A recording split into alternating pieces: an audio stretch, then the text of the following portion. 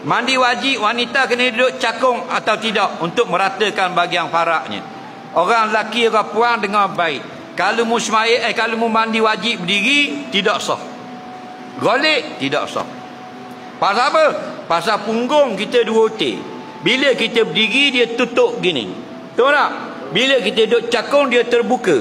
Terbuka celah dubur ni wajib sampai air. Kalau diri kena dah air. Boleh nak kena, mu kena rodok dengan kayu ro. Susah tak? Susah.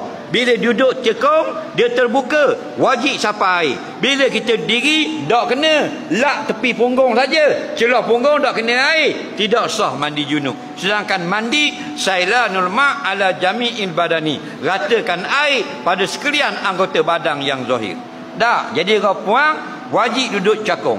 Mana-mana farak yang terbuka, minta maaf. Hak terbuka, wajib gonyoh air. Hak tidak terbuka, jangan buka nak sibuk. Faham? Biasanya yang wajib yang terbuka, hak rikong dah. Faham? Hang lagi. Kalau anak dara, dia duduk cakung, tak buka, dia tutup. Gonyoh di depan sahaja. Kalau hak rikong dah, hak second hand, faham lagi? Dia buka sengih gitu. Faham? Wajib kena sampai.